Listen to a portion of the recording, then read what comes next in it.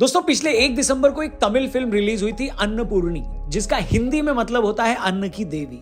ये फिल्म 1 तारीख को आने वाली सैलरी की तरह कब आई और कब गई किसी को पता ही नहीं चला।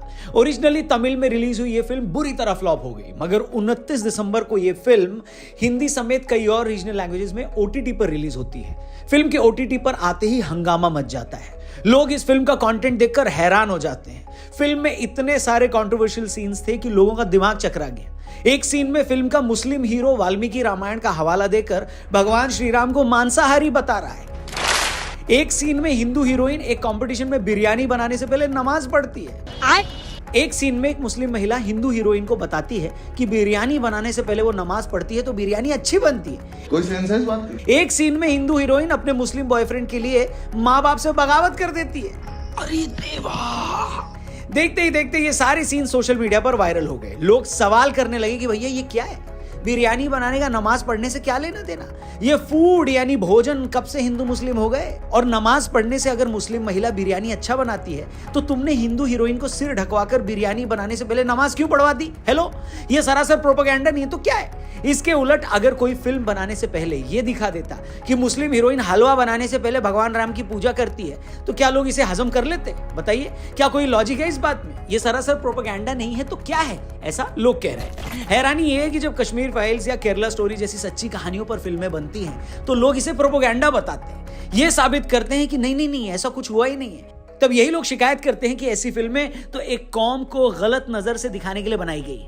तब ये लोग इस फैक्ट पर बात बिल्कुल नहीं करते कि क्या सचमुच कश्मीर से लाखों हिंदू भगाए गए थे या नहीं, क्या वहां हिंदुओं का कत्लेआम हुआ था या नहीं। ये लोग ऐसे एक भी फैक्ट पर बात नहीं करते। केरला फाइल्स में जिन 3-4 लड़कियों की जिंदगी पर फिल्म बनी है वो आज भी केरल में है। चाहे आप तो खुद उनसे जाकर बात कर सकते हैं और सच जान सकते हैं, मगर ये उनसे बात करेंगे ही नहीं। जिन लड़कों ने लव जिहाद करके उनका फायदा उठाया वो आज भी केरल में अपना काम धंधा कर रहे हैं, मगर इनमें से उन्हें किसी ने नहीं ढूंढा। तब भी इन लोगों ने सिर्फ इस बात पर हल्ला काट दिया कि ऐसा तो केरल में सिर्फ कुछ लड़कियों के साथ हुआ था। फिल्म के ट्रेलर में आंकड़ा बढ़ाकर क्यों दिखाया गया? अरे चच्चा, अरे ओ चच्चा, मैं कहता हूं तुम आंकड़े छोड़ो। अगर ऐसी 20 भी लड़कियों के साथ ऐसा हुआ था तो क्या वो मसला नहीं था क्या? हाँ बताइए। चाहे कश्मीर फाइल्स हो या केरला स्टोरी, दोनों ही फिल्मों के रिलीज के टाइम पर एक सेक्शन ऐसा था जो इन फिल्मों को प्रोपेगेंडा फिल्में बता रहा था, और फिल्म में बताए किसी भी कंटेंट पर वो लोग बात करने को तैयार नहीं हुए। लेकिन जब अन्नपूर्णी जैसी विशुद्ध 24 कैरेट खरी प्रोपेगेंडा फिल्म बनती है तो यही लोग फेविकॉल की लस्सी बनाकर अपना मुंह सी लेते हैं। वरना आप ही बताइए, ऐसी कहानी का क्या मतलब है जिसमें फिल्म की हीरोइन को आप पुजारी की बेटी दिखाते हो? वो पुजारी की बेटी जिसके घर में कभी नॉनवेज नहीं बना और जाहिर तौर पर बनेगा भी क्यों। लेकिन कॉलेज पहुंचने पर अचानक ये लड़की को लगता है कि नहीं उसे तो शेफ बनना है, मगर वो नॉनवेज तो काट नहीं सकती। लड़की जब इस कंफ्यूजन में होती है तभी उसे इस कंफ्यूजन से निकालने के लिए उसका मुस्लिम बॉयफ्रेंड आ जाता है। मुस्लिम बॉयफ्रेंड उसे कन्विंस करता है कि अरे भगवान राम भी तो मांसाहारी थे, तो तुम इतना क्यों हिचकिचा रही हो? अब देखिए, मेरे इस पर बहुत सारे सवाल हैं। पहली बात तो ये कि किसने कह दिया कि अगर कोई इंसान शेफ बनना चाहता है या दुनिया में जितने भी प्रोफेशनल शेफ हैं उन्हें नॉनवेज बनाना ही पड़ता है? फिल्म की हीरोइन बिना नॉनवेज बनाए भी तो शेफ बन सकती थी। फिल्म कोई सऊदी अरब में तो बन नहीं रही है या किसी ऐसे देश की कहानी तो है नहीं कि जहां पर लोग वेज नहीं खाते। आज भी भारत में एक बहुत बड़ी आबादी है जो सिर्फ वेज खाती है। ऐसे में उस लड़की की क्या मजबूरी हो गई है कि भैया मुझे शेफ बनना है तो नॉनवेज तो काटना ही पड़ेगा या खाना ही पड़ेगा? बताइए। चलो एक पल के लिए ये मान भी लिया कि लड़की को नॉनवेज बनाना था, मगर इस बात को कन्विंस करवाने के लिए वहां एक मुस्लिम बॉयफ्रेंड की ही क्या जरूरत थी? बताइए। मुस्लिम बॉयफ्रेंड अगर दिखाया भी हो तो वो वाल्मीकि रामायण को कोट करके उसे कन्विंस कर रहा है। वाल्मीकि रामायणத்துல சொன்னது। वाह बेटे वाह, तुम तो बड़े हेवी ड्राइवर निकले। हद हो गई 1.5 शानेपंती की। इस तरह तो कल को कोई इसके उलट फिल्म बना दे जहां पर एक ऐसा टॉपिक है जिसमें हिंदू हीरो मुस्लिम हीरोइन को किसी ऐसे बात के लिए कन्विंस करता है जो उसके फेथ के अगेंस्ट हो, और लड़की जब ना माने तो वो उसे उसी के मजहब पर ज्ञान देने लगे। वाह बेटे वाह। अब आते हैं सबसे बड़े झूठ पर। वही झूठ जो कुछ दिन पहले एनसीपी के नेता जितेंद्र आव्हाड ने बोला था, और वही झूठ इस फिल्म के मुस्लिम हीरो के मार्फत फिर से फैलाया जा रहा है। और झूठ ये कि भगवान राम मांसाहारी थे। इसे झूठ साबित करने के लिए हमारे पास यूं तो कई सारे तर्क हैं और कई सारे पॉइंट्स हैं। हम एक एक करके आइए उस पर बात करते हैं। ध्यान से इस वीडियो को देखिएगा, और जो लोग ऐसी बातें फैला रहे हैं ये वीडियो उन तक भी जरूर पहुंचाइएगा। इनफैक्ट इस वीडियो को दबा के शेयर करिएगा जिससे ये हर व्यक्ति तक पहुंचे, ठीक है? तो देखिए, पहली बात यह है कि वाल्मीकि रामायण में जिस मांस शब्द का प्रयोग हुआ है उसका इकलौता मतलब मांस ही नहीं होता। हेलो, प्राचीन संस्कृत हिंदी शब्दकोश के मुताबिक यहां मांस शब्द के 3 अर्थ होते हैं। पहला मांस यानी गोश्त, दूसरा मछली का गोश्त और तीसरे का अर्थ होता है फल का गूदा। वेदों के जानकार ये कहते हैं कि जिस मांस शब्द का इस्तेमाल करके ये कहा जा रहा है कि भगवान राम मांसाहारी थे, वो फलों का गूदा ही है और कुछ भी नहीं। क्या समझे? हिंदी और संस्कृत के विद्वान नित्यानंद मिश्र जी बताते हैं कि महाभारत के अनुशासन पर्व में तो भीष्म ने युधिष्ठिर को विस्तार से बताया है कि भगवान राम मांस नहीं खाते थे। इसके अलावा वेदों और भारतीय परंपरा के बड़े जानकार डॉक्टर आर रंगन की भी इस विषय पर राम इनसाइट्स इस नाम से किताब आई है। डॉक्टर रंगन आर्ग्यू करते हैं कि अगर वाल्मीकि रामायण में भगवान राम के 6 बार मांस खाने की बात है, तो वहां 20 ऐसे प्रसंग भी हैं जहां भगवान राम सिर्फ फल और कंदमूल खाने की बात कर रहे हैं। यहां तक कि सीता जी भी प्रतिज्ञा करती हैं कि वो लोग मांसाहार का सेवन नहीं करेंगे। डॉक्टर रंगन कहते हैं कि बहुत से लोग ये कहते हैं कि भगवान राम तो क्षत्रिय थे और क्षत्रिय तो मांसाहार खाते ही थे, तो भगवान राम भी खाते ही होंगे।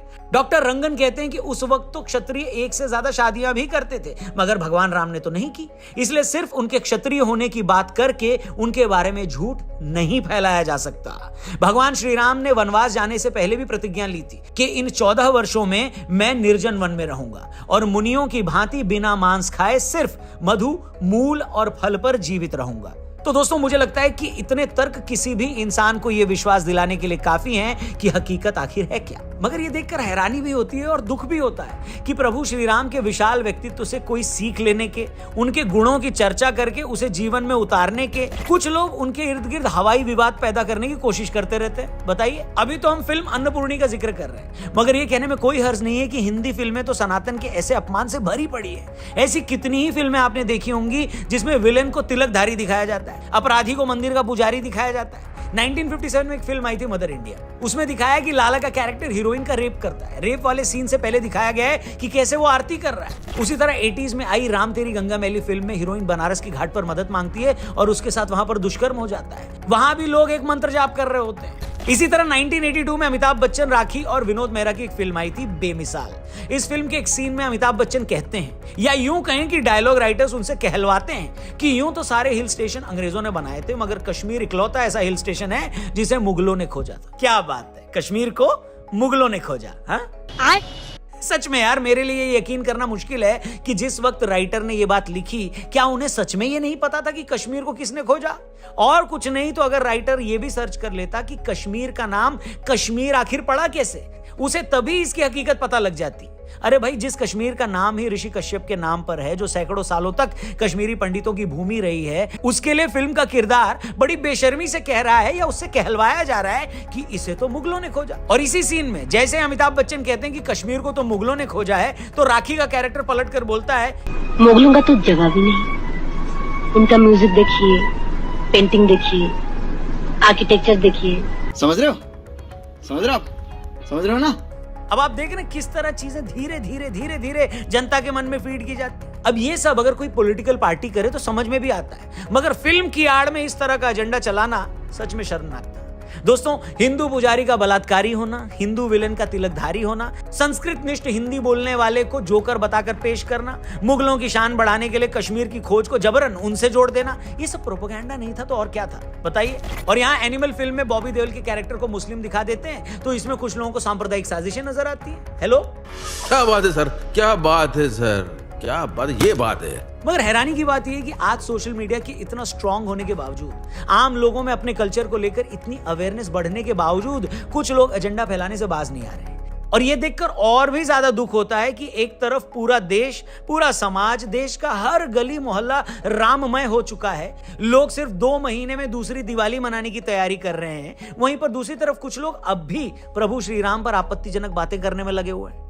मगर जैसा कि कहते हैं ना कि सूरज पर थूकने से सूरज तो नहीं बुझता, मगर आपका मुंह जरूर गंदा हो जाता है। तो हमारी शुभकामनाएं हैं ऐसे लोगों के साथ जो लगातार ऐसी बातें करके अपना मुंह, अपनी जबान गंदी करवा रहे हैं। बाकी हम ऐसे लोगों की खबर बराबर लेते रहेंगे ताकि इन्हें यह पता रहे कि यूं ही झूठ बोलकर नहीं निकला जा सकता। इनके हर एक पाप का हिसाब किया जाएगा, इनके हर एक झूठ का पर्दाफाश किया जाएगा। उम्मीद करते हैं आपको हमारा हिसाब किताब अच्छा लगा होगा। अगर सच में अच्छा लगा तो ये वीडियो शेयर करके इसे अपने दोस्तों तक जरूर पहुंचाएं। बाकी जल्दी हम उन नेताओं का भी हिसाब करेंगे जिन्होंने अब ऑफिशियली प्राण प्रतिष्ठा वाले दिन अयोध्या जाने से मना कर दिया है। इनके ऊपर भी एक वीडियो जल्दी यहां पर लाएंगे। फिलहाल जाएंगे, आप चैनल सब्सक्राइब करके जाइएगा। फेसबुक पे देख रहे हो तो हमारे पेज को जरूर लाइक करिएगा और कमेंट सेक्शन में कमेंट करके एक शब्द, कम से कम एक शब्द तो उन लोगों के लिए जरूर लिखिएगा जिनकी बात, जिनका प्रोपेगेंडा हमने इस वीडियो में डिस्कस किया है। और एक बार थैंक यू फॉर वॉचिंग। जल्दी मिलते हैं। जय हिंद, जय भारत।